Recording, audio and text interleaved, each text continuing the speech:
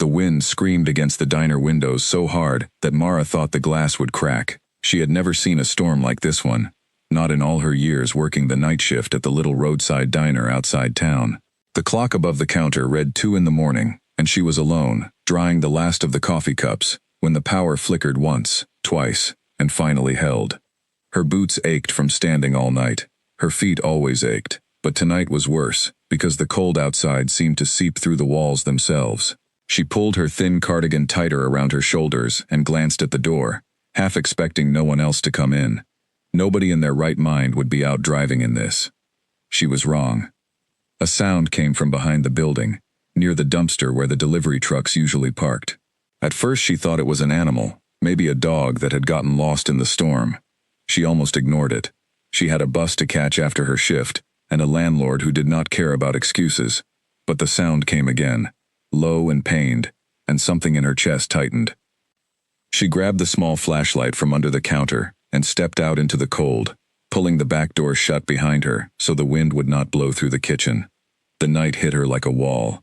Snow swirled sideways, stinging her cheeks, and for a moment she could not see anything at all. Then the flashlight beam landed on him. A man lay curled against the brick wall, half buried in snow, his skin bare from the waist up. He was not wearing a coat. He was not wearing shoes.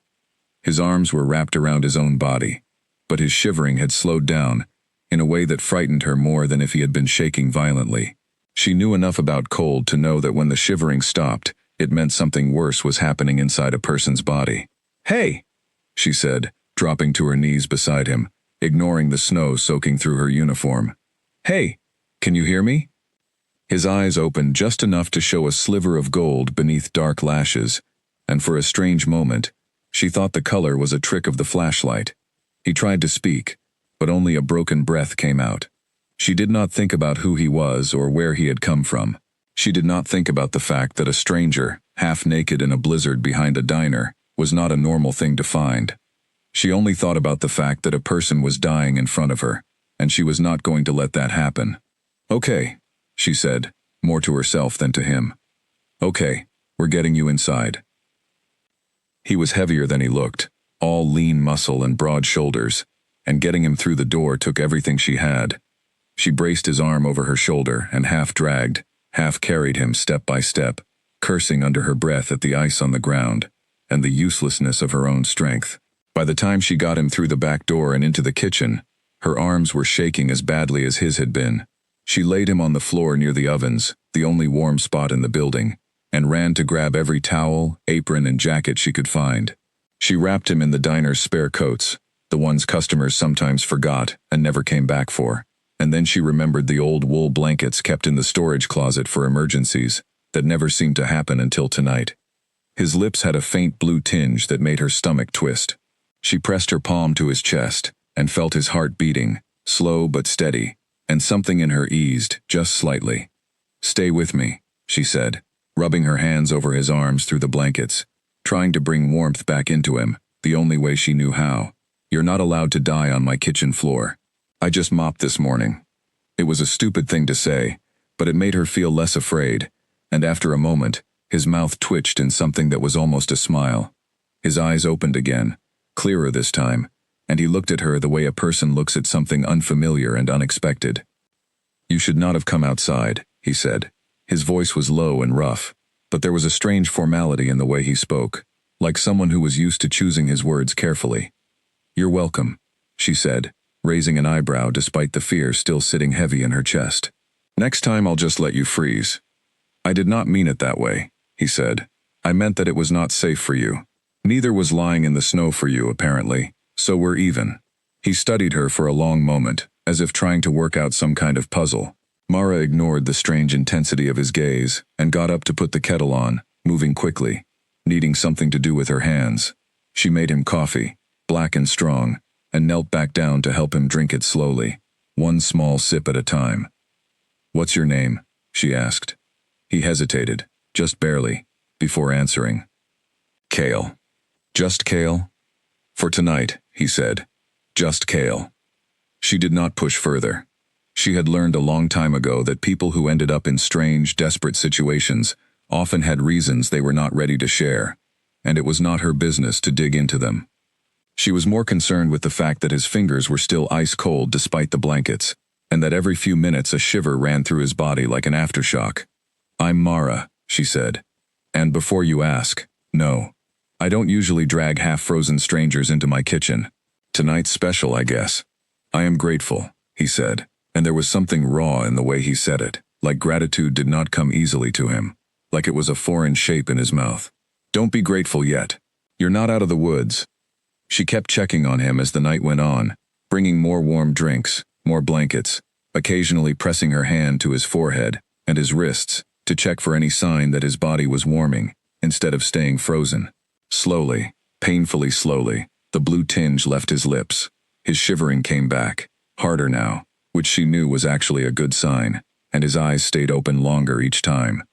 At one point, he tried to sit up too quickly and winced, one hand going to his side. She caught sight of a mark there, a deep bruise blooming purple and black across his ribs, the kind of injury that did not come from falling in the snow. "What happened to you?" she asked quietly. His jaw tightened. "It is a long story." "I have time. My shift doesn't end for another 4 hours, and I'm guessing you're not walking anywhere tonight." He looked at her again, that same searching look, like he was deciding how much of the truth a person like her could handle. In the end, he said nothing about the details, only, "I was running from people who wished me harm. I did not expect the storm to be this bad. I underestimated it." "That tends to happen with storms," she said, keeping her voice light so he would not feel cornered. "They don't care how tough you think you are." A ghost of a smile crossed his face again, and this time it stayed a little longer. "You have a strange way of comforting people. It's the only way I've got. Take it or leave it." "I will take it," he said, and something about the honesty in his voice made her chest feel strange and warm, in a way she did not want to examine too closely. As the hours passed, the diner grew quiet, except for the howling wind outside, and the occasional creak of the old building settling against the cold. Mara kept busy, wiping down counters that were already clean, refilling napkin dispensers that did not need refilling, anything to keep her hands moving, while her mind kept circling back to the strange man sitting wrapped in blankets on her kitchen floor. He did not sleep, not really. Every time she glanced over, his eyes were open, alert, watching the door, the windows, the shadows in the corners of the room, like a man who had spent his whole life waiting for danger to arrive. It should have unsettled her. Instead, she found herself feeling oddly safe with him there, which made no sense at all given the circumstances. "You don't have to keep watching the door," she said eventually, refilling his coffee cup. "Nobody's coming out in this storm. Not even the people looking for you, if that's what you're worried about." "Old habits," he said. "It is hard to stop watching." "Well, try. You're safe here, at least for tonight." He looked at her with an expression she could not quite place, something between disbelief and quiet wonder, as if the idea of safety were a foreign concept to him, something he had heard about but never quite believed in. "Why did you help me?" he asked suddenly. "You did not know who I was. I could have been dangerous." Mara considered the question seriously, leaning against the counter, arms crossed. "Because you were freezing to death behind my diner, and I wasn't going to just stand there and let that happen. That's not a complicated decision. Most people would have done the same." "Most people would not have," he said quietly. "Trust me on this." There was a weight behind his words that told her this was not the first time people had failed him, had walked past him, had left him to fend for himself in one way or another. She did not know the details of his life, but she recognized the loneliness in his voice, because she had heard that same tone in her own voice, on nights when the world felt too big and too cold. "Well," she said, softening her tone, "I'm not most people. Now drink your coffee before it gets cold. I already have enough to worry about without you freezing again after all that work." He obeyed, taking a slow sip, watching her over the rim of the cup with those strange golden eyes that seemed to hold more than just simple curiosity. Something about the way he looked at her made her stomach flutter in a way she was not prepared to name, so she busied herself instead with wiping down a counter that had already been wiped down twice. Outside, the storm raged on, but inside, the small, warm kitchen, something had shifted, quietly, and without either of them fully understanding it yet. A stranger had come in from the cold, and Mara, without meaning to, had opened a door that would not be easy to close again. By the time the first gray light of dawn crept through the frosted windows, Kale's shivering had stopped completely, replaced by a steady, calm breathing that told her the worst of it had passed. She allowed herself a small, tired smile, relief loosening the tight knot that had been sitting in her chest all night. "You're going to make it," she said softly, more to herself than to him. "Because of you," he said, and the quiet certainty in his voice made her look up and meet his gaze, unprepared for how steady and warm it had become. Neither of them said anything else for a long moment. Outside, the storm was finally beginning to weaken, but neither of them noticed. Something else had taken hold of the small kitchen, something neither of them fully understood yet, but something that neither of them wanted to let go of just yet either. The night had begun, with Mara saving a stranger's life. It was ending with the quiet, unspoken feeling that her own life was about to change, in ways she could not yet imagine. Morning arrived with a pale, washed-out light that spilled through the diner's front windows, catching on the frost still clinging to the glass. The storm had weakened into a gentle snowfall, the kind that looked pretty instead of dangerous, and Mara stood at the counter watching it fall, while her mind kept drifting back to the man still sitting in her kitchen. She had expected him to be gone by now. People who show up in the middle of the night, wounded and running from something, usually disappear just as quickly once the danger has passed. That was the pattern she had seen before. On the rare occasions strangers wandered into her life and out of it again. But when her shift ended and she walked back into the kitchen to grab her things, Kale was still there, sitting on an overturned crate, wrapped in one of the blankets, watching her with quiet attention. "You're still here," she said, unable to hide her surprise. "I did not think it would be wise to leave while the roads were still covered in ice," he said. "And I wish to thank you properly, once I could stand without falling over." "You don't owe me anything," she said, though something in her chest warmed at the thought that he had stayed. "I would have done that for anyone." "I do not doubt that," he said, "but I still wish to repay the kindness." She studied him for a moment, taking in how different he looked now that the color had returned to his face. His features were sharp and striking, his shoulders broad even beneath the oversized coat he had borrowed, and his eyes, she realized in the morning light, were not just gold at the edges but held flecks of amber that seemed to catch the light strangely, almost like an animal's eyes might. She pushed the thought aside. Exhaustion did strange things to the mind. "Well," she said, grabbing a rag and wiping down the counter out of habit more than necessity, "if you really want to repay me, you could start by explaining why a grown man was lying half-naked in the snow behind my diner in the middle of a blizzard." He hesitated, the way he had the night before, weighing his words carefully. "I was in a difficult situation. People I trusted turned against me, and I had to leave quickly, without the chance to prepare properly." "That's still not much of an explanation." "It is the only one I can offer for now," he said. "I hope that is enough." She wanted to press further, but something about the careful way he held himself, the way his eyes flicked toward the windows and the door every few minutes, told her that whatever he was running from was serious enough that he was not ready to share it, and perhaps not safe to share it either. She decided not to push. "Fine," she said. "Keep your secrets, but you can't stay in my kitchen forever. The morning cook comes in at 7, and he's not going to be thrilled to find a stranger camped out by the stove." "I will not be a burden," he said, standing slowly, testing his balance. He was steadier now than he had been in the night, though she noticed him wince slightly as he moved, his hand pressing briefly against the bruised ribs she had seen earlier.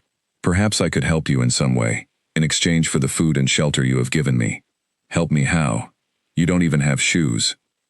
"I am capable of more than my appearance suggests," he said, and there was a flicker of dry humor in his voice that surprised her. She almost laughed. There was something oddly charming about the seriousness with which he spoke, as if every sentence carried the weight of a formal declaration, rather than casual conversation. It reminded her of characters from old books, men who spoke in careful, measured tones, because they had been raised in places where words mattered more than they did in her ordinary, everyday life. "All right," she said finally, more out of curiosity than practicality. "There's a pair of boots in the lost and found box. They might fit you. And if you really want to make yourself useful, you can help me carry in the delivery boxes when the truck comes. That's about all the responsibility I can offer a man who showed up shirtless in a snowstorm." "I accept," he said, with a solemn nod that made her want to laugh again. The delivery truck arrived an hour later, and true to his word, Cale helped carry in box after box of supplies, moving with a strength that made the heavy crates look almost weightless in his hands.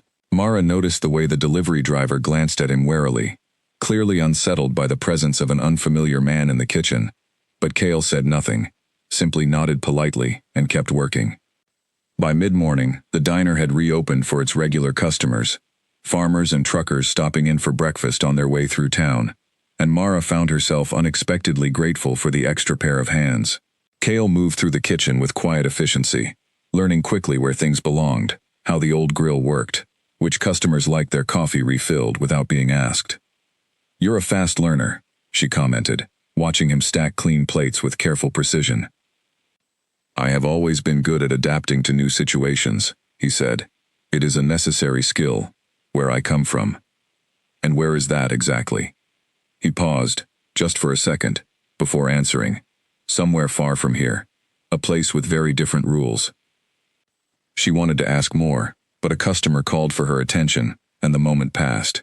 Still, the answer lingered in her mind throughout the rest of the shift, a small puzzle piece that did not quite fit with the rest of the picture she was building of him.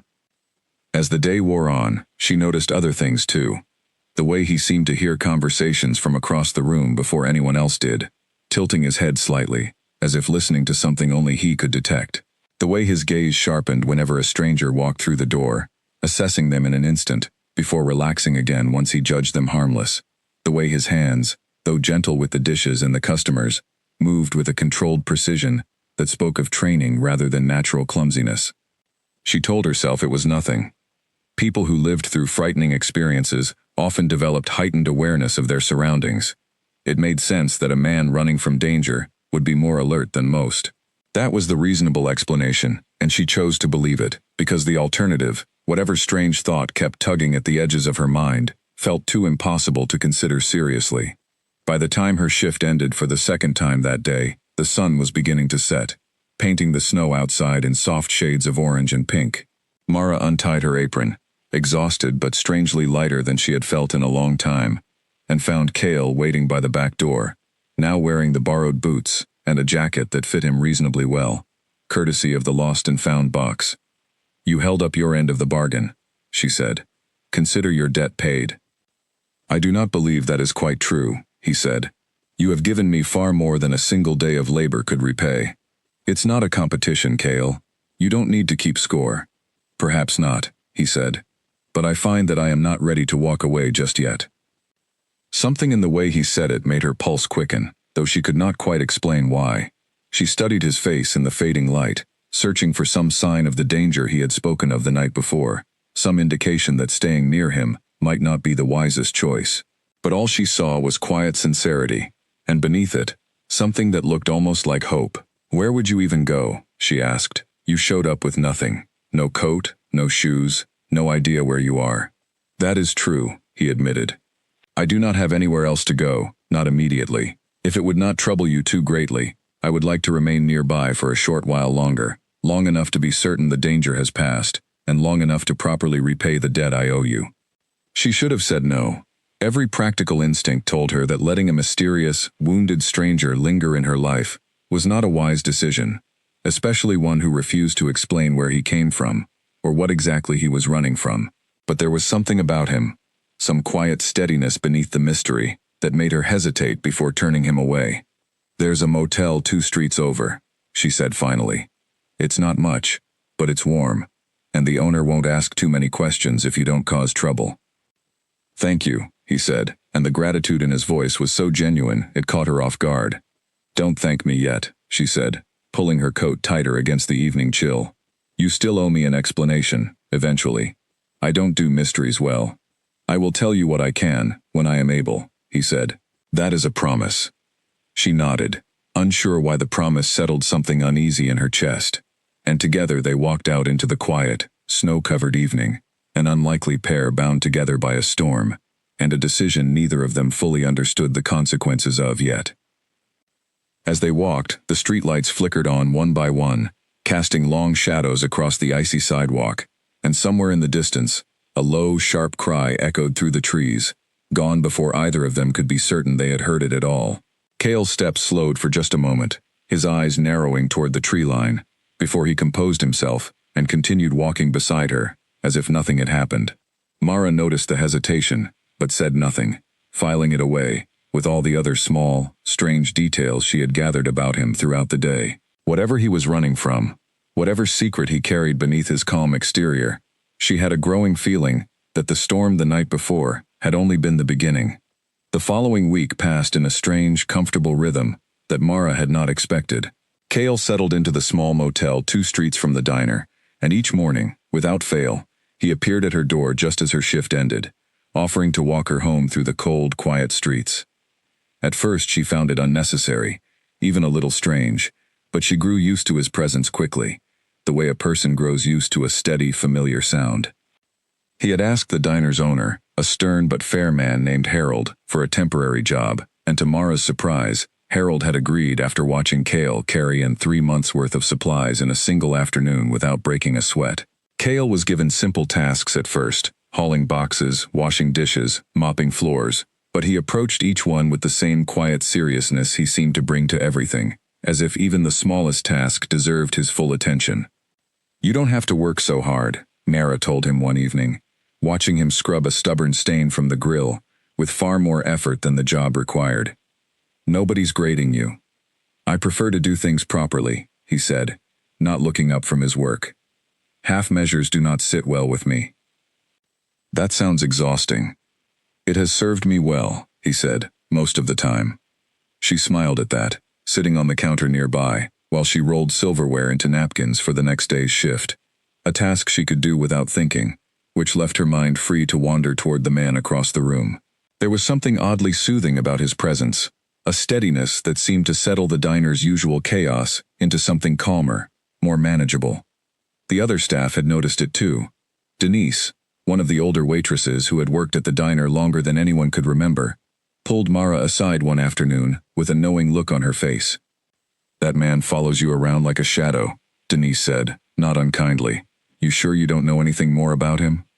"He's just staying nearby until he figures out his next move," Mara said, though even to her own ears, the explanation sounded thin. Denise said, clearly unconvinced. "Well, whatever he's running from, he sure seems awfully interested in sticking close to you while he figures it out." Mara brushed off the comment, but she could not deny that Denise had a point. Kale's attention toward her had a quality that went beyond simple gratitude. He noticed things about her that she had not realized anyone paid attention to. The way she rubbed her lower back after a long shift. The way she always ordered the same simple meal because it was cheap and filling. The way her expression tightened whenever certain customers spoke to her too sharply. One evening, a regular customer named Gary, a large man with a short temper, snapped at Mara over a mistaken order, his voice rising loud enough that several other tables turned to look. Mara handled it the way she always did, apologizing calmly and offering to fix the mistake, years of practice keeping her expression neutral, even as her stomach twisted with quiet embarrassment. Kale, however, appeared at her side almost instantly, his presence calm but unmistakably firm. "There is no need to raise your voice," he said to Gary, his tone even, but carrying a weight that made the other man blink in surprise. "The mistake will be corrected. There is no reason for anger." Gary opened his mouth to argue, then seemed to think better of it, muttering something under his breath before falling silent. The tension in the room eased almost as quickly as it had risen, and Mara stared at Kale, unsure whether to feel grateful or unsettled by how easily he had diffused the situation. "You didn't have to do that," she said quietly, once they were back in the kitchen. "I did not appreciate the way he spoke to you," Kale said simply, as if that explained everything. "People are rude sometimes. It's part of the job. I can handle it." "I have no doubt that you can," he said. "That does not mean you should have to, every time, alone." Something about the quiet certainty in his voice made her chest tighten in a way she did not fully understand. She was used to handling things alone. She had been doing it for years, ever since she had left home at 18, with little more than a suitcase, and a determination not to depend on anyone else for her own survival. The idea that someone might simply decide, without being asked, to stand beside her during difficult moments, felt foreign and unexpectedly comforting. As the days passed, small strange details continued to catch her attention, moments she found herself puzzling over late at night when she could not sleep. Cale's eyes, which sometimes seemed to catch the light in ways that did not quite match normal human eyes. His ability to hear the kitchen phone ringing from the far end of the parking lot, long before anyone else noticed the sound. The way he sometimes went very still, listening to something in the distance that no one else seemed to hear, his expression sharpening with an alertness that reminded her, uncomfortably, of an animal sensing danger. She told herself these were simply signs of a man who had lived through difficult, dangerous experiences, someone whose senses had been sharpened out of necessity rather than anything unusual. It was easier to believe that explanation than to consider the alternative, whatever strange, impossible thought kept tugging quietly at the edges of her mind. One night, as they walked home together through the quiet streets, snow crunching softly beneath their boots, Mara finally worked up the courage to ask the question that had been building in her mind for days. "Can I ask you something?" she said. "Of course. Who were you running from? The night I found you. You said people you trusted turned against you, but you never really explained what that meant." Cale was quiet for a long moment, his breath forming small clouds in the cold air. "It is complicated," he said finally. "There are people in my life who wish to take something from me, something that is not rightfully theirs to take. I was attacked, and I was forced to flee before I could properly defend myself." "Attacked how? With what?" "With intentions I did not expect from people I once considered allies," he said, choosing his words carefully. "I would rather not go into further detail, not because I do not trust you, but because the less you know, the safer you remain." "That's not exactly reassuring," she said. "I understand," he said, "but it is the truth, and I intend to keep you safe from whatever danger might still be following me, for as long as I remain nearby." She wanted to press further, to demand a clearer answer, but something about the seriousness in his voice, the quiet, protective resolve behind his words, told her that pushing too hard might close a door she was not ready to close just yet. Instead, she simply nodded, tucking her hands deeper into her coat pockets against the cold. "Just promise me one thing," she said. "Anything. If the danger does come here, to this town, you tell me. I don't want to be caught off guard because you were trying to protect me by keeping secrets." He looked at her then, his expression softening in a way that made her breath catch slightly. "I promise," he said. "You have my word." They walked the rest of the way in comfortable silence, the kind that did not need to be filled with conversation, and when they reached her small apartment building, Cale waited until she was safely inside, before turning to make his way back to the motel, as he did every night. Mara watched him disappear down the snow-covered street from her window, a strange warmth settling in her chest, despite the mystery that still surrounded him. She did not know who he truly was, or what exactly he was running from, but she found that she trusted him anyway, in a way that defied logical explanation.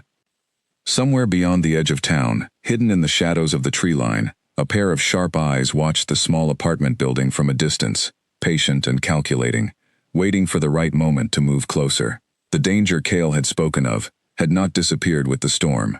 It had simply been waiting, quietly, for the snow to clear. 2 weeks after the storm, Mara woke to the sound of her phone buzzing against the nightstand, the screen glowing faintly in the dark room. It was barely 5 in the morning, far too early for anyone to be calling with good news. She answered groggily, and Cale's voice came through immediately, tight with an urgency she had not heard from him before. "I need you to stay inside today," he said, without any greeting. "Do not go to work. Do not open the door for anyone you do not recognize." She sat up quickly, sleep vanishing from her mind. "Cale, what's going on?" "There were men asking questions at the motel last night," he said, "about a stranger who had come into town recently. They described me, though they did not use my name."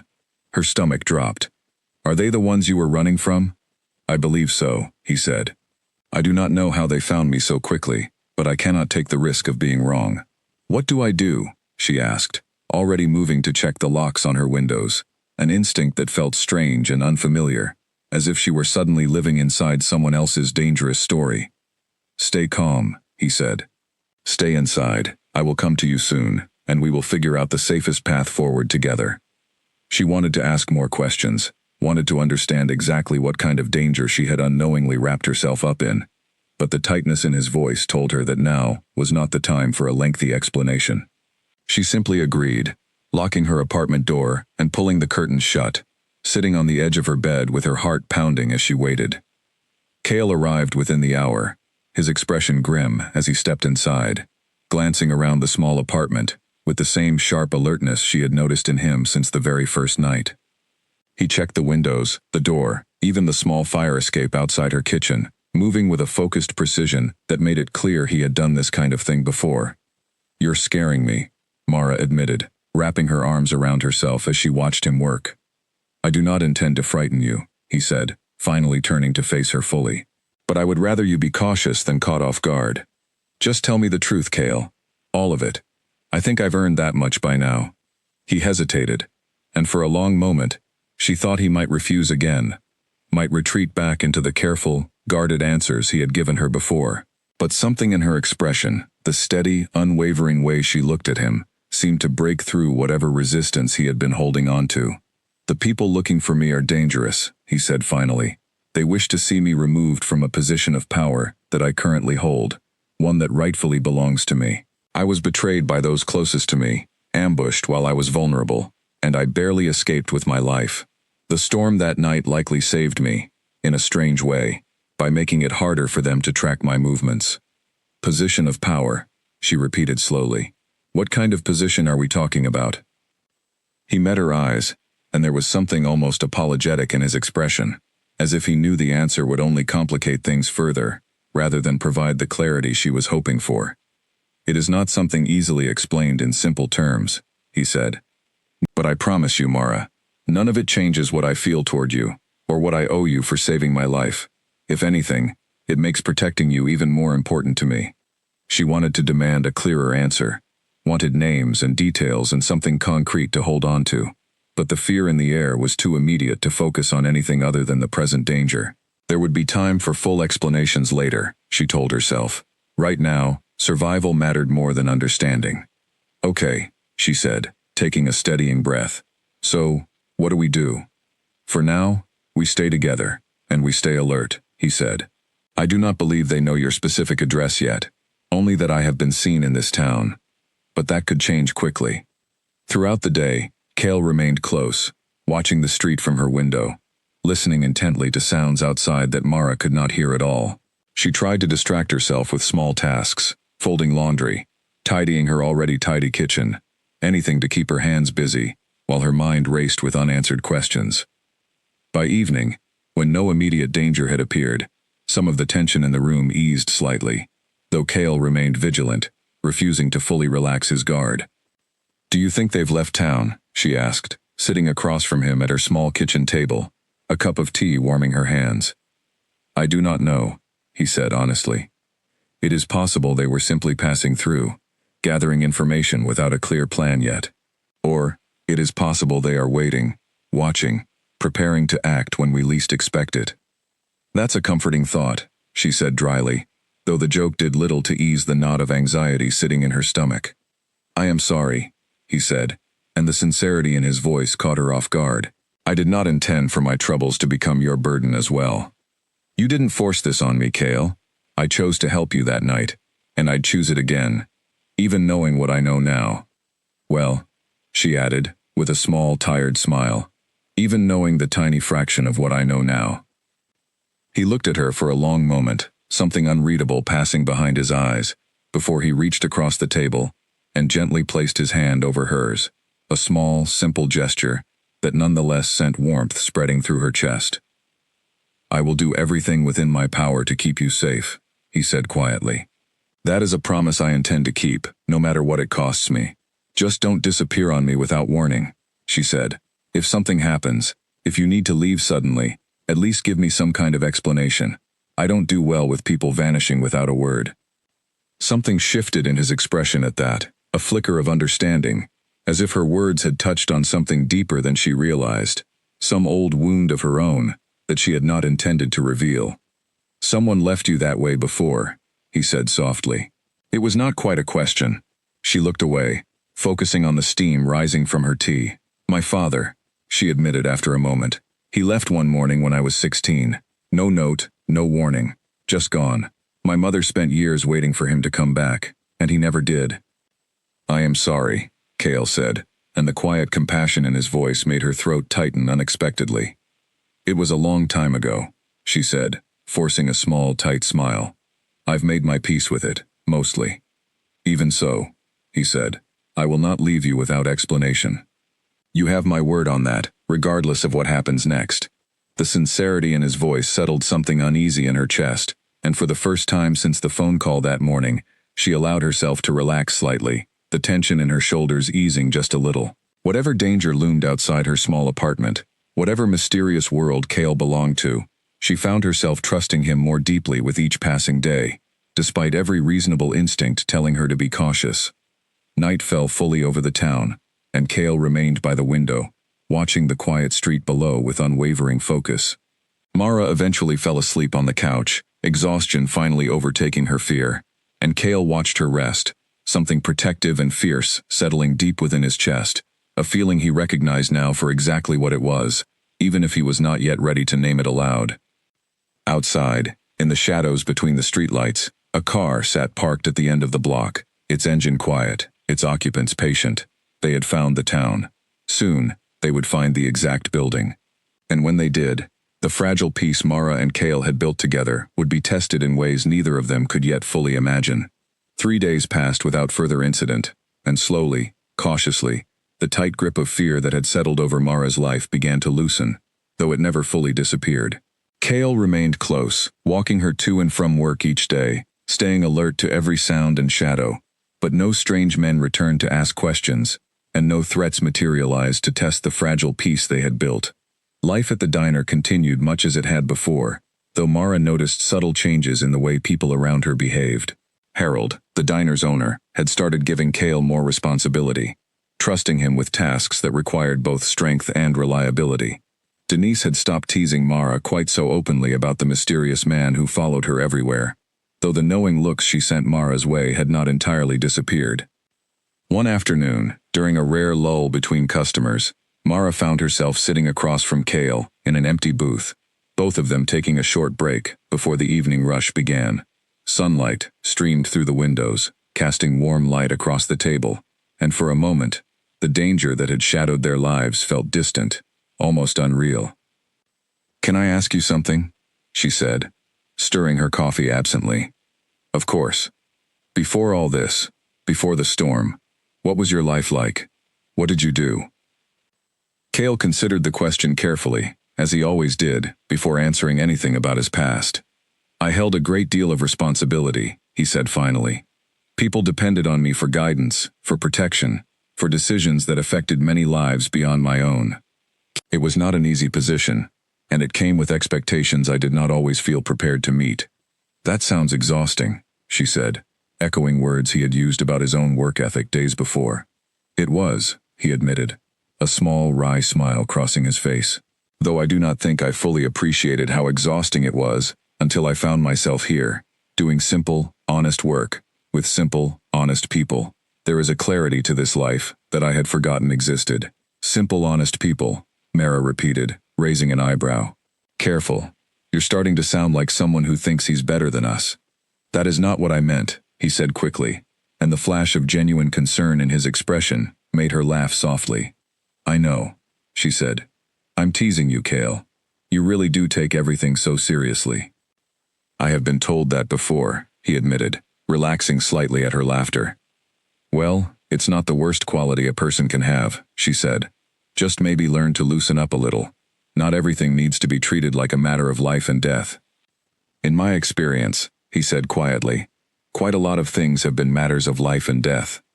The weight behind his words sobered the conversation slightly, and Mara reached across the table, resting her hand lightly over his, without fully thinking about the gesture. "Well," she said softly, "maybe it's time some things in your life stopped being that way." He looked down at her hand covering his, something shifting behind his eyes, warm and unguarded, in a way she had not seen from him before. "I would like that very much," he said. "More than I think you realize." The moment stretched between them, comfortable and charged all at once, until the bell above the diner door chimed, announcing new customers, and the ordinary rhythm of work pulled them both back into motion. But something had shifted in that quiet exchange. A Understanding neither of them spoke aloud, but both clearly felt. That evening, after closing the diner together, Kale and Mara walked home through streets dusted with fresh snow, the air cold, but not unbearable, stars beginning to appear faintly through thinning clouds overhead. Their conversation flowed easily, covering small, ordinary topics, favorite foods, childhood memories, silly mistakes made in years past, the kind of conversation that built intimacy slowly, naturally, without either person forcing it. "You know," Mara said as they approached her apartment building, "for someone who claims to hold a position of great responsibility, you're surprisingly good at doing dishes." "I told you, I adapt quickly," he said, a genuine smile tugging at his lips, one she had come to recognize as rare and precious, given how carefully he usually guarded his expressions. "Modest too," she teased. "Only when it is warranted," he said, and she laughed again, the sound carrying easily through the quiet, snow-covered street. They reached her building, and instead of the usual quick goodbye, Kale lingered at the base of the steps, something hesitant in his expression that she had not seen from him before. "Mara," he said carefully, "I want to be honest with you about something." Her heart quickened slightly at the seriousness in his tone. "Okay," she said. "I'm listening." "What I feel toward you," he said, choosing his words with obvious care. "It is not simply gratitude for saving my life, though that gratitude remains. It has grown into something far deeper, something I did not expect to feel, and something I am not entirely certain how to properly explain." Her breath caught slightly, warmth spreading through her chest, despite the cold evening air. "Kale," she said softly, "I think I feel something similar." "You do?" The surprise in his voice, the vulnerability behind it, made her smile softly. "For someone who claims to be wise and experienced, you can be remarkably clueless sometimes," she said gently. "I've been feeling this way for a while now, Kale. I just wasn't sure how to say it, given everything else going on." Relief, and something warmer, washed over his expression, and for a moment, neither of them said anything at all, simply standing together in the quiet, snow-dusted evening, the space between them feeling smaller and more significant than it had just moments before. "I want you to know," he said finally, "that whatever happens next, whatever danger might still be following me, my feelings toward you are genuine. They are not tied to gratitude, or convenience, or circumstance. They are simply true."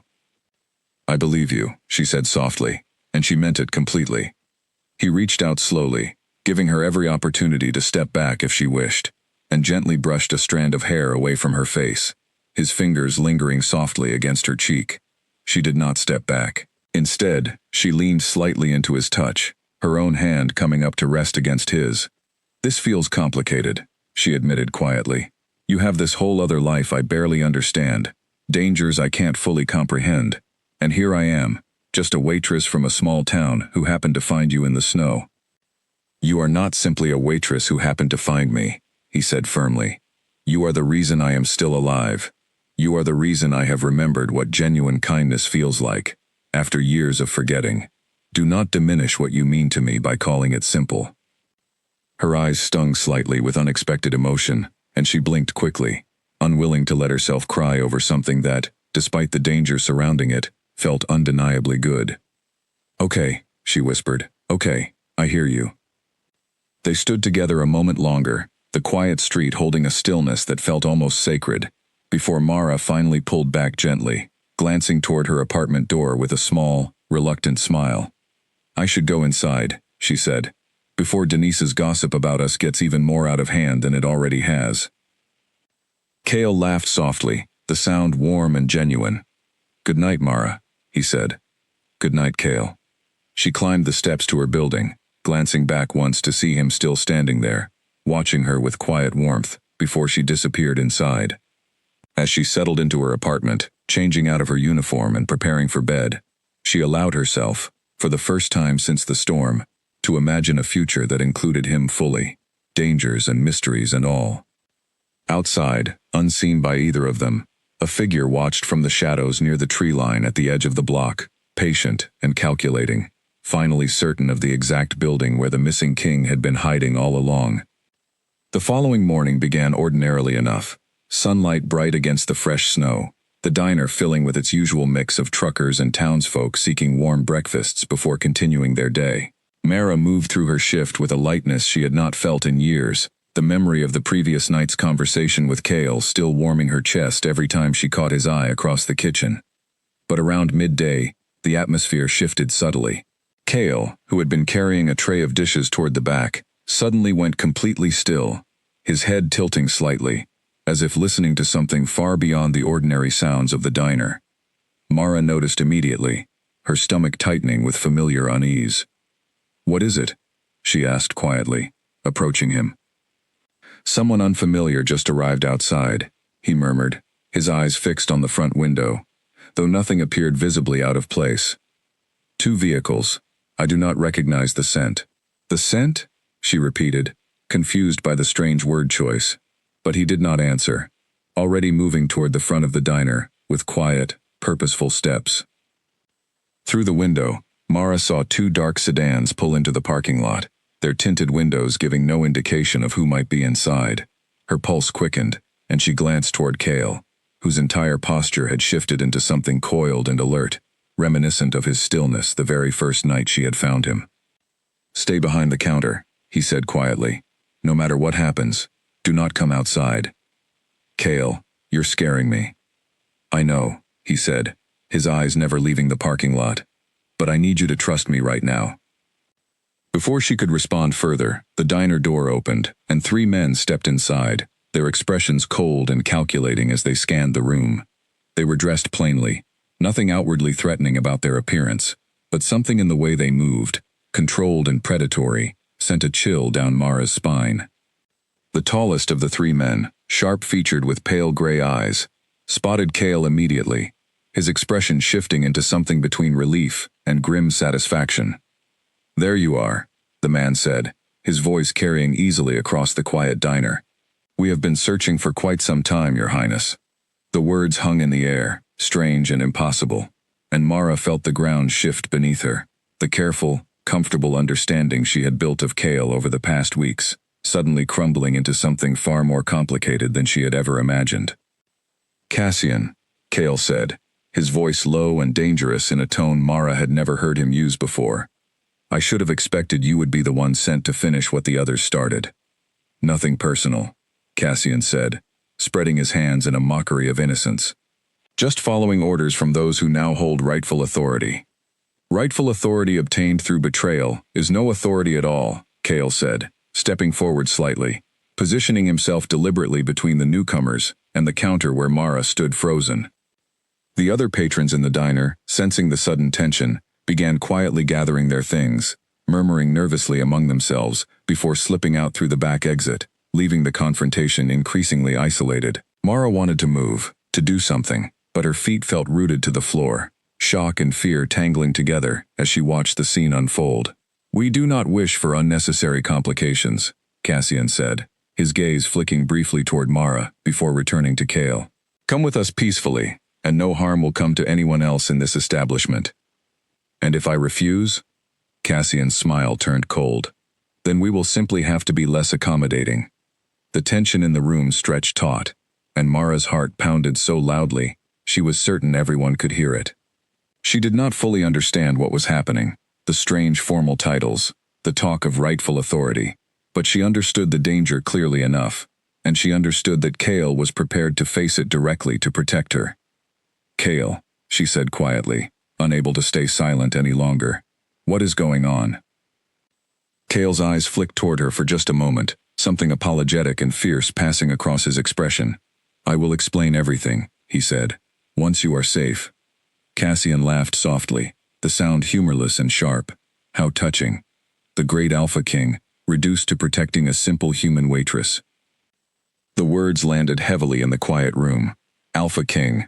And Mara's mind reeled, trying and failing to make sense of what that could possibly mean, while simultaneously recognizing that this was not the moment to demand clarity. "She has nothing to do with this," Cale said firmly. "Leave her out of it entirely." "That decision is not entirely yours to make," Cassian said, taking a slow step forward. "Not anymore." What happened next occurred so quickly that Mara struggled afterward to piece together the exact sequence of events. Cassian lunged forward with startling speed, faster than any ordinary person should have been capable of moving, and Kale responded instantly, meeting the attack with equal speed, his movements precise and controlled despite the sudden violence of the confrontation. Mara pressed herself against the counter, watching in stunned disbelief as Kale fought off not just Cassian, but the two other men as well. His strength and speed, far beyond anything she had witnessed from an ordinary person. Chairs overturned, dishes shattered against the floor, and through it all, Kale remained focused entirely on keeping the fight contained, away from where Mara stood frozen in shock. The confrontation ended almost as suddenly as it had begun, Cassian and his companions retreating toward the door, bruised and clearly startled by the ferocity of Kale's defense. "This is not over," Cassian said, straightening his jacket with forced composure. "You cannot hide behind a human's kindness forever, Your Highness. Sooner or later, you will have to return and face what awaits you." "Then I will face it when that time comes," Kale said, his voice steady, despite the heavy breathing that betrayed the effort the fight had cost him. "Until then, leave this town, and leave her alone." Cassian's gaze lingered on Mara for one final, unsettling moment, before he turned and led his companions out of the diner, the dark sedans pulling away moments later, disappearing down the snow-covered road as quickly as they had arrived. Silence fell over the diner, broken only by Mara's unsteady breathing as she finally allowed herself to move, stepping around the overturned chairs and shattered dishes toward Kale, who stood catching his breath, his expression heavy with something between relief and dread. "Alpha King," she said quietly, testing the strange words on her tongue. "What does that mean, Kale?" He turned to face her fully, and for the first time since she had met him, she saw something like fear behind his eyes, not fear of the danger that had just passed, but fear of her reaction to the truth he could no longer avoid telling her. "It means," he said slowly, "that everything I have told you so far has been true, but incomplete. I am not simply a man running from dangerous people. I am the leader of an entire kingdom, one hidden from the world you know, populated by beings who are not entirely human." The words settled over her like a physical weight, impossible, and yet, given everything she had witnessed over the past weeks, the strange heightened senses, the inhuman speed and strength she had just seen firsthand, undeniably true. "Beings like you," she said quietly, more statement than question. "Yes," he said, "beings like me." Mara sank slowly into the nearest booth, her mind racing to reconcile the impossible truth with the man she had come to know and care for over the past several weeks. Kale remained standing, giving her the space she clearly needed, though the fear in his expression remained, fear that the truth might finally be the thing that drove her away from him entirely. "I need you to explain everything," she said finally, looking up to meet his gaze steadily. "All of it. No more half-truths, no more careful omissions. If we are going to move forward from this moment, I need the complete truth, Kale." "You deserve nothing less," he said quietly, sitting slowly across from her, bracing himself to finally share the full weight of the secret he had carried since the night she had first found him freezing in the snow. Kale took a slow breath, choosing his words with the same careful precision she had noticed in him from the very beginning, though now she understood that precision had always been the mark of someone accustomed to speaking as a leader, someone whose words carried consequences far beyond an ordinary conversation. "There exists a hidden world," he began, "layered alongside the one you know, populated by beings capable of taking on animal forms, strength beyond ordinary human limits, and senses far sharper than what you are accustomed to. My people call themselves shifters, and for many generations, my family has ruled over one of the largest and oldest kingdoms among them." Mara listened, her hands wrapped tightly around a cold cup of coffee she had stopped drinking long ago, absorbing every word with a mixture of disbelief and growing understanding. "I became king several years ago, following my father's death," Kale continued. "It was not a role I sought eagerly, but one I accepted out of duty and love for my people. For a time, I believed I ruled fairly, protecting those who depended on me. But recently, a faction within my own court grew resentful of my leadership, believing they could rule more effectively, more ruthlessly, than I was willing to." "Cassian," Mara said quietly. "Yes," Kale confirmed. "Cassian was once someone I trusted deeply, a close advisor and friend. His betrayal cut deeper than I anticipated. He orchestrated an ambush, catching me unprepared, wounding me severely, before I managed to escape into the surrounding wilderness. The storm that night, the one that nearly killed me, was also the very thing that allowed me to escape detection long enough to find shelter. Which happened to be behind my diner, Mara said, a small, disbelieving laugh escaping her despite the gravity of the conversation. An unlikely stroke of fortune, for which I remain endlessly grateful, Cale said, a faint smile briefly softening his serious expression before fading again. I did not intend to remain in your life for as long as I have. I intended to recover, gather my strength, and return quietly to reclaim my position. But the longer I remained near you, the more difficult I found it to imagine leaving. Because of the bond, Mara said slowly, remembering fragments of things he had said, things she had not fully understood until now. Yes, Cale admitted. Among my people, certain rare connections form between individuals, bonds recognized as significant and unbreakable once fully established. I did not expect to experience such a bond, and certainly not with someone from outside my own world. Yet from the very first night, something inside me recognized you as significant in a way I have never felt toward anyone else. Mara absorbed this revelation carefully, her heart pounding with a mixture of fear and something warmer, something that felt remarkably like acceptance despite the impossible nature of everything she was hearing. What happens now? She asked finally. Cassian said this isn't over. He's going to keep coming after you. Yes, Cale said grimly. My absence has left my kingdom vulnerable, and Cassian and his allies will continue attempting to solidify their claim to power in my absence. Eventually, I will need to return and confront them directly, to reclaim what rightfully belongs to me, and to protect those who still remain loyal to my leadership. And where does that leave me?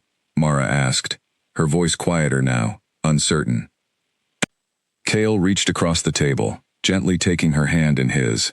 That decision rests entirely with you, he said.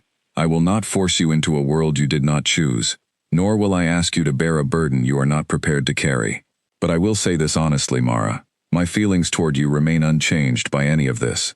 If anything, they have only grown stronger, knowing you continue looking at me with acceptance rather than fear, even after learning the full truth. Mara considered his words carefully, memories of the past several weeks flashing rapidly through her mind. His gentle strength, his fierce protectiveness, the quiet warmth that had grown steadily between them despite everything. The world he came from was impossible, dangerous, entirely foreign to everything she had known throughout her ordinary life. But the man sitting across from her, holding her hand with such careful sincerity, remained unmistakably the same person who had won her trust and affection, long before she ever knew the full truth of who he was. I need time to process everything, she admitted honestly. This is a lot to take in, Cale. Shifters, hidden kingdoms, ancient bonds. It's not exactly something a person prepares for. I understand completely, he said gently. Take whatever time you need. I am not going anywhere, regardless of the decision you eventually reach. Over the following days, Mara found herself replaying the confrontation in the diner repeatedly, alongside every conversation and quiet moment she had shared with Cale since the night of the storm. She researched quietly online, though she found little useful information, most sources dismissing shifters as nothing more than folklore and fictional stories.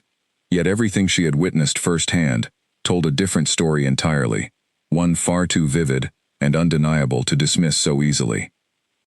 Denise noticed the change in Mara's demeanor almost immediately, her usual teasing replaced with genuine concern.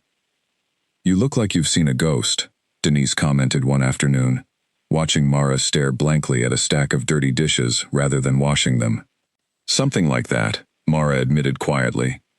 Does it have something to do with those men who showed up here the other day? Harold mentioned there was some kind of scuffle. It's complicated, Mara said, unwilling to share the full truth, uncertain how anyone would react to hearing something so impossible. Complicated seems to be the theme of your life lately, Denise said, though her tone remained gentle, rather than judgmental. Just be careful, all right? Whatever's going on, make sure it's worth the risk. Mara nodded, though she could not fully articulate, even to herself, the risk she was actually weighing.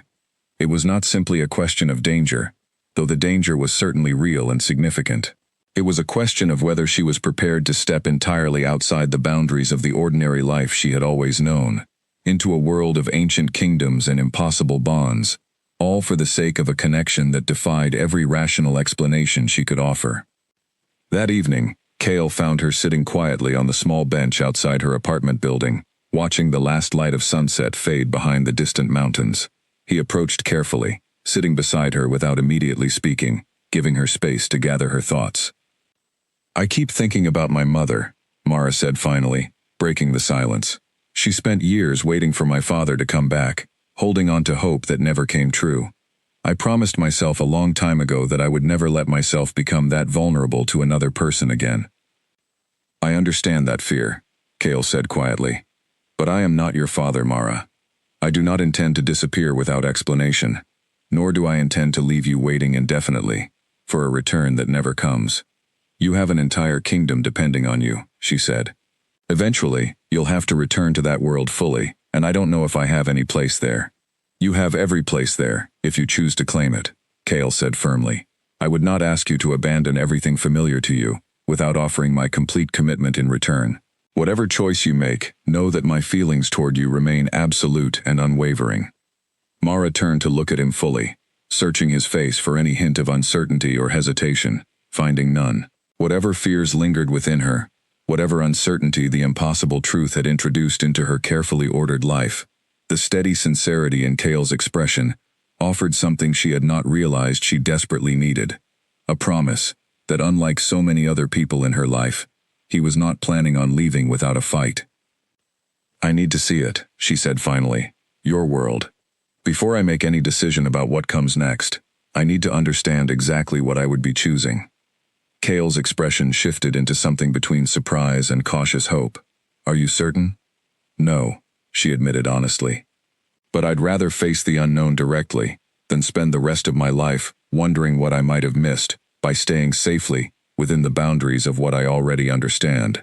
Cale reached out, gently taking her hand once more, his grip warm and steady, despite the uncertainty of everything still ahead of them. "Then I will show you," he said quietly. "Whatever comes next, we will face it together." Preparing to leave took several days, longer than Mara expected. Cale insisted on contacting loyal members of his court quietly, arranging safe passage rather than risking a direct return that might expose them both to further danger. He explained that his kingdom existed in a remote, hidden region, protected by old magic that kept it concealed from ordinary human awareness, accessible only through specific paths known to those born within its borders or trusted enough to be guided through safely. Mara gave notice at the diner, telling Harold only that she needed to handle a personal family matter, an explanation vague enough to avoid further questions, while still allowing her to leave, without burning bridges she might someday wish to return to. Denise hugged her tightly before she left, concern evident in her eyes, despite her attempt at a supportive smile. "Whatever this is," Denise said, "I hope it's worth it, and I hope you come back and tell me everything eventually, because this mystery is going to drive me crazy otherwise." "I'll tell you what I can," Mara promised, though she suspected the full truth would remain forever outside anything she could reasonably share with someone still living an entirely ordinary life. The journey to Cale's kingdom took 2 full days, traveling first by car, then by a winding path through dense forest that Mara would never have found on her own, even with a map and clear directions. As they walked deeper into the wilderness, the air itself seemed to shift, growing thicker, with a strange, static energy that raised the hair on her arms, an unmistakable sign that they were crossing into territory governed by rules entirely different from the world she had always known. "You will start to notice changes soon," Cale told her, walking close beside her along the narrow forest path. "The concealment magic surrounding my kingdom affects perception gradually, allowing outsiders to adjust rather than overwhelming them all at once." True to his words, the forest around them began to shift subtly, the trees growing taller and more ancient-looking, strange luminous flowers blooming despite the winter season, small creatures darting between the shadows that did not quite match any animals Mara recognized from the ordinary world. Finally, they emerged into a wide valley, and Mara stopped completely still, breath catching in her throat at the sight before her. A vast, ancient city spread across the valley floor, structures built from pale stone and dark wood, rising several stories high, connected by bridges and pathways that wound gracefully between towering trees, far larger than any she had ever seen. Smoke rose gently from countless chimneys, and in the distance, she could see figures moving through the streets, some fully human in appearance, others displaying features clearly not human at all, ears too pointed, eyes too sharp, movements too fluid and precise. "Welcome to my home," Cale said quietly, watching her reaction carefully. "It's beautiful," Mara whispered, overwhelmed by the sheer scale and impossibility of what stood before her. "I never imagined anything like this actually existed." "Very few humans have ever witnessed it," Cale said. "You are one of a very small number granted this privilege." As they descended into the city itself, word of Cale's return spread rapidly, and soon crowds began gathering along the streets, expressions ranging from relief and joy to cautious uncertainty, as people took in the sight of their returning king, walking beside an unfamiliar human woman. Whispers followed them through the streets, though Cale remained composed and steady, guiding Mara confidently toward what she assumed must be the royal residence at the city's center. They were met at the entrance by an older woman with silver hair and sharp, intelligent eyes, who immediately embraced Cale with obvious relief. "Thank the ancestors you are alive," the woman said, pulling back to study him carefully. "We feared the worst when you disappeared so suddenly." "I am well, Alara," Cale assured her, thanks entirely to the woman standing beside me. Alara turned her attention to Mara, studying her with open curiosity, rather than the wariness Mara had expected. "So this is the one who saved our king," she said. "It is an honor to finally meet you." "The honor is mine," Mara said, uncertain of proper etiquette, but determined to remain respectful, regardless of her own uncertainty. Alara smiled warmly. "Come, both of you. There is much to discuss, and precious little time before Cassian's faction learns of your return." They were led into a grand hall, where Cale's remaining loyal advisors had gathered, relief evident on their faces as they greeted their returning king. Mara stood slightly apart, aware of curious glances directed her way, though no one treated her with outright hostility, a small comfort amid the overwhelming strangeness of her new surroundings. "Cassian has grown bold in your absence," one advisor reported grimly. "He has begun positioning his allies within key positions of influence, claiming you abandoned your throne willingly. Many among the people remain loyal to you, but doubt grows daily the longer you remain absent." "Then we will address that doubt directly," Cale said firmly. "I intend to reclaim my position, publicly and unmistakably, before Cassian's influence grows any further." Plans began forming quickly, discussions of strategy and timing filling the grand hall late into the evening. Mara listened carefully, absorbing details about the political complexities of Cale's kingdom, the delicate balance of power among various influential families, the ancient laws governing succession and challenge. It was overwhelming, an entire world of history and politics she had never known existed, yet she found herself increasingly drawn into understanding it, recognizing how deeply it mattered to the man she had come to care for so deeply. Later that night, after the advisors had finally dispersed to rest before the challenges ahead, Cale found Mara standing alone on a balcony, overlooking the sleeping city, moonlight casting silver light across the ancient rooftops below. "It's a lot to take in," she admitted quietly, as he joined her. "I know," he said. "I do not expect you to fully understand everything overnight. It took me years to fully grasp the complexities of ruling this kingdom, and I was raised within it from birth. Do you think Cassian will fight you directly? Formally, I mean, not like the ambush at the diner." "It is likely," Cale said grimly. "Among my people, formal challenges to leadership are recognized and respected, provided proper procedures are followed. Cassian will likely attempt to force a formal confrontation, believing he now possesses the strength and support necessary to defeat me and claim the throne legitimately." "And if he does defeat you?" Mara asked, unable to keep the fear from her voice. Cale turned to face her fully, his expression softening despite the seriousness of the conversation. "I do not intend to lose," he said firmly. "Not simply for the sake of my kingdom, though that reason alone would be significant enough. I have found something here, standing beside you, worth protecting and preserving, far beyond anything I believed possible before that storm brought us together. I will not allow Cassian to take that away from me."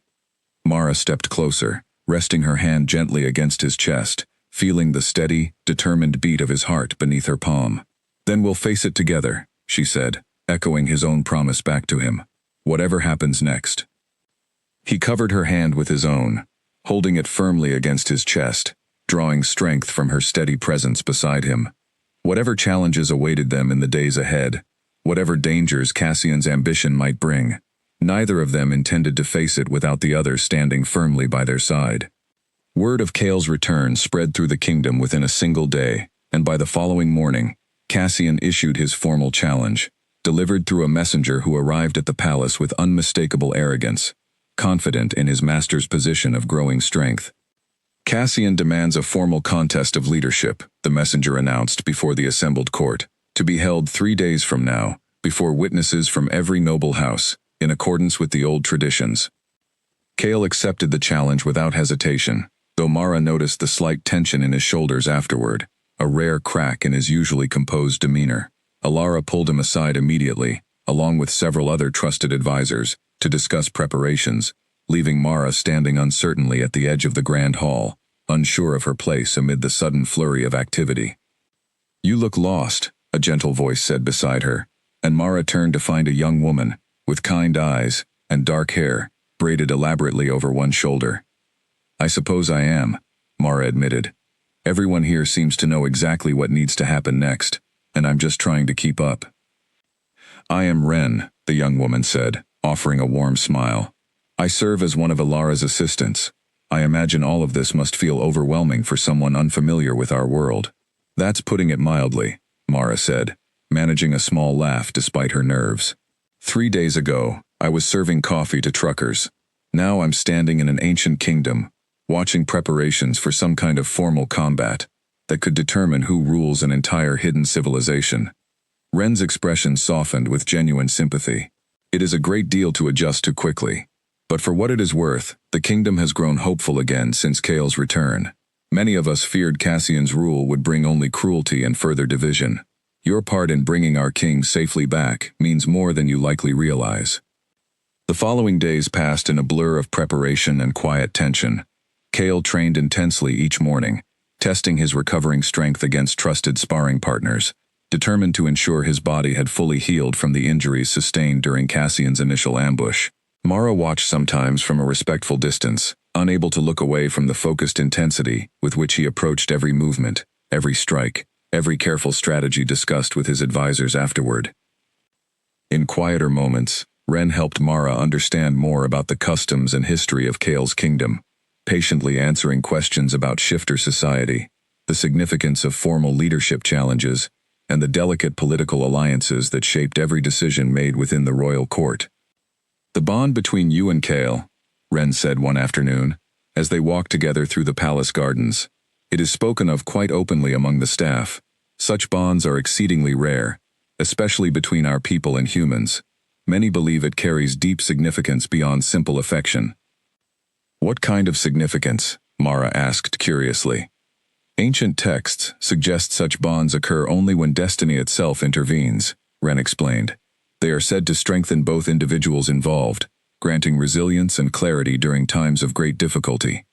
Some even believe such bonds can influence the outcome of significant events, though the specifics remain more legend than proven fact."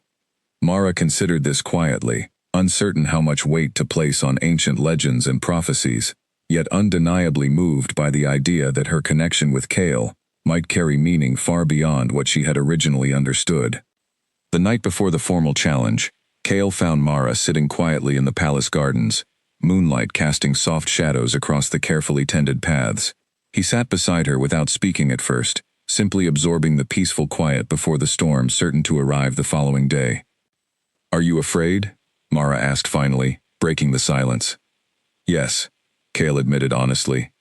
"Cassian has trained rigorously since our last encounter, no doubt anticipating this exact confrontation. He will not underestimate me again.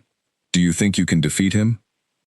"I believe so," Cale said, though uncertainty lingered beneath his words. "But I would be foolish to claim absolute certainty. Formal challenges among my people are taken seriously, precisely because the outcome is never guaranteed." Mara reached over, taking his hand firmly in hers. "Whatever happens tomorrow," she said, "know that meeting you, caring for you, has been one of the most meaningful experiences of my entire life. Regardless of titles or kingdoms or ancient traditions, the man I fell for is brave, and kind, and worth fighting for. Kale turned to face her fully, emotion evident in his expression, despite his usual careful composure. You have given me more strength and clarity these past weeks than I have felt in years of ruling this kingdom, he said. Whatever happens tomorrow, know that you have already changed my life for the better, regardless of the outcome. They remained together in the quiet garden long into the night, drawing comfort and strength from each other's presence, until finally retreating to rest ahead of the challenges the following day would bring. Morning arrived swiftly, tension thick throughout the palace, as preparations for the formal challenge reached their final stages. The contest was to be held in a wide open courtyard just beyond the palace walls, surrounded by tiered seating that filled quickly with members of every noble house, along with countless ordinary citizens eager to witness the outcome that would determine their kingdom's future leadership. Cassian arrived precisely on schedule, flanked by loyal supporters, his expression confident and composed as he took his position at the center of the courtyard.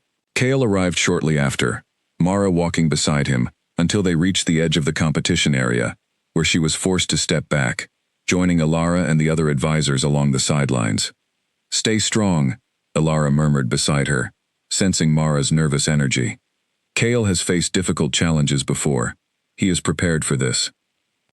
The formal rules were announced clearly before the crowd, emphasizing that the contest would test strength, strategy, and control, continuing until one combatant yielded or was rendered incapable of continuing.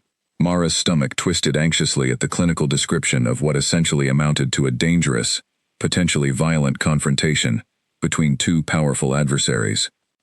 When the contest finally began, Kale and Cassian circled each other cautiously at first, testing reactions, searching for weaknesses, before the confrontation escalated rapidly into a display of speed and strength far beyond anything Mara had witnessed, even during their earlier encounter at the diner. Both men shifted partially, features sharpening, movements becoming increasingly fluid and predatory, drawing gasps from the assembled crowd. Mara watched, heart pounding anxiously, as the battle intensified, Kale's precise, controlled strikes contrasting sharply with Cassian's more aggressive, forceful approach. Several times, the outcome seemed uncertain, both combatants absorbing significant blows, neither willing to yield easily. Just as exhaustion visibly began affecting both fighters, Cassian attempted a final, desperate strike, aiming to end the confrontation decisively. Kale anticipated the movement perfectly, sidestepping smoothly before countering with controlled precision, finally forcing Cassian to the ground, unable to continue the fight. Silence fell over the courtyard, as Kale stood over his defeated opponent, breathing heavily but standing firm and unmistakably victorious. Cassian, recognizing his defeat, lowered his gaze in reluctant submission, the formal rules of the contest clearly acknowledged before the assembled crowd. Cheers erupted throughout the courtyard, relief and celebration evident among the citizens who had gathered anxiously to witness the outcome. Mara rushed forward, unable to contain her relief any longer, embracing Kale tightly despite his exhaustion and the visible marks left by the intense confrontation. "You did it," she whispered against his chest, tears of relief slipping down her cheeks. "We did it," he corrected gently, holding her close despite his obvious exhaustion. "I could not have found the strength to face this challenge without you standing beside me." As the crowd continued celebrating around them, Kale turned toward the assembled citizens, his voice carrying clearly and firmly across the courtyard. "My leadership has been formally reaffirmed," he announced, "and I intend to rule with fairness, wisdom, and unity moving forward. Let today mark the beginning of healing and cooperation, rather than further division among our people." The crowd's cheers grew even louder, and Mara felt a swell of pride and relief wash over her, watching the man she loved stand firmly and confidently in his rightful place, finally secure in both his kingdom and, she hoped, in the life they were beginning to build together. In the weeks that followed the formal challenge, the kingdom settled into a steady, hopeful rhythm under Kale's renewed and unquestioned leadership. Cassian, stripped of his influence and supporters, was exiled from the capital, sent to a distant province where he would remain under careful watch, unable to threaten Kale's rule again. Many of the noble families who had wavered during his absence returned fully to his side, relieved to see stability restored after weeks of uncertainty. Mara remained in the kingdom throughout this period, gradually adjusting to the strange, wondrous world she now found herself part of. She spent mornings with Ren, learning more about shifter customs and history, and afternoons observing Kale as he worked through the countless responsibilities of ruling, patient meetings with advisors, careful negotiations between noble houses, thoughtful decisions regarding the welfare of ordinary citizens throughout his territory. She found herself increasingly drawn into small aspects of palace life, offering her own perspective during certain discussions, particularly those involving practical matters she understood intimately from her years working in service industries among ordinary people. Kale, to her surprise and quiet pride, began actively seeking her opinion on such matters, valuing her grounded, practical wisdom alongside the more traditional guidance offered by his longtime advisors. "You have a gift for seeing solutions others overlook," he told her one evening, as they walked together through the palace gardens after a particularly long day of discussions regarding agricultural distribution throughout the kingdom's outer provinces. "I believe my people will benefit greatly from your perspective, should you choose to remain here permanently."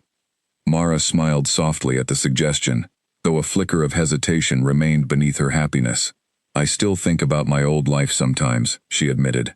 "Denise, the diner, even grumpy old Harold. It's strange, missing something so ordinary after everything I've witnessed here." "That is understandable," Kale said gently.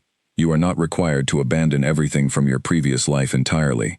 Perhaps there is a way to honor both worlds, rather than choosing one over the other completely."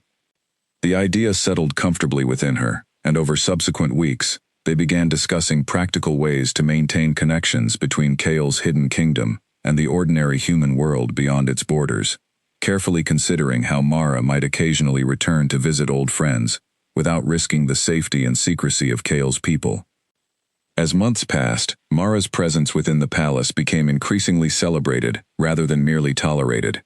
She learned the customs and traditions of Kale's people more deeply, participating respectfully in seasonal celebrations, gradually gaining the genuine respect and affection of citizens who initially viewed her arrival with cautious curiosity.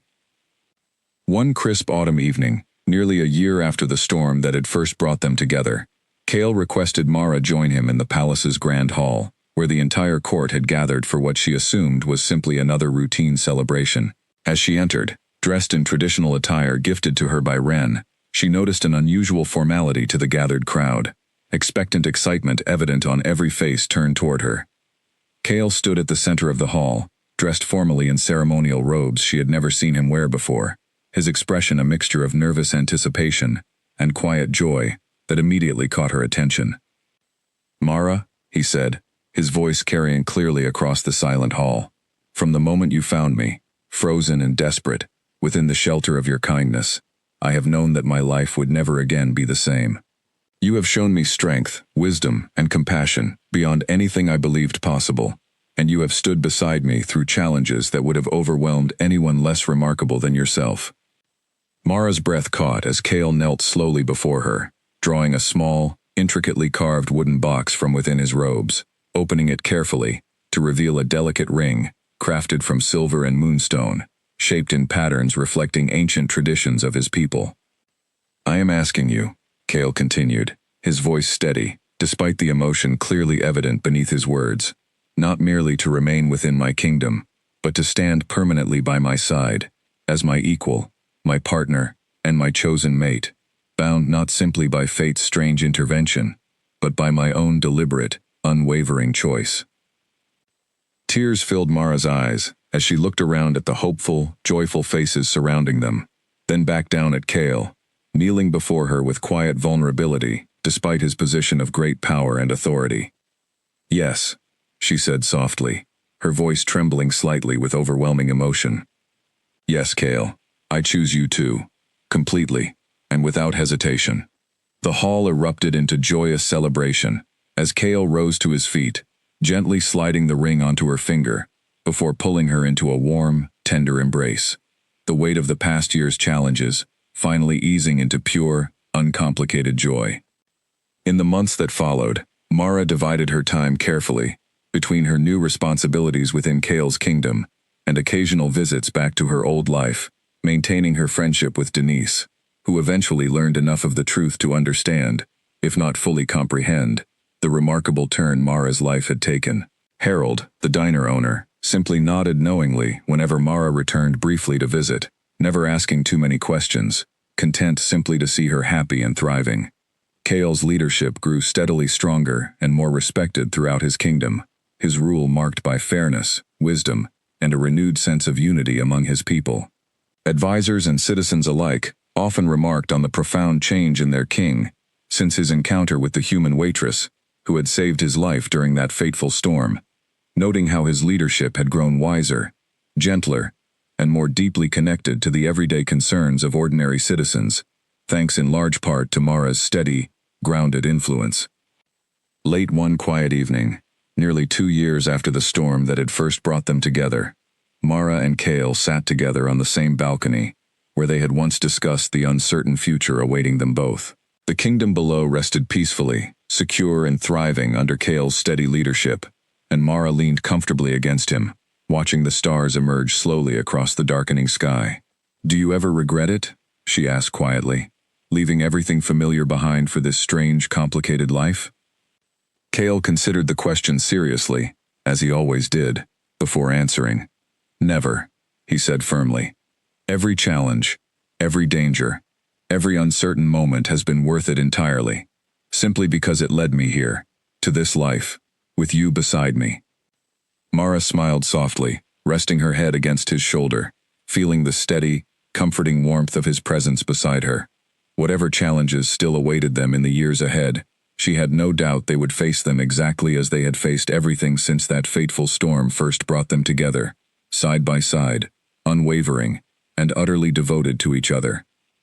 The Alpha King, once frozen and desperate, had found not merely rescue that fateful night, but an unshakable bond that had reshaped both his heart and his kingdom entirely, all because a simple, kind-hearted waitress had refused to walk past a stranger in need. And by morning, he had known with absolute certainty that he never wanted to leave her side again, a promise he had kept faithfully, through every challenge and triumph, for all the years that followed.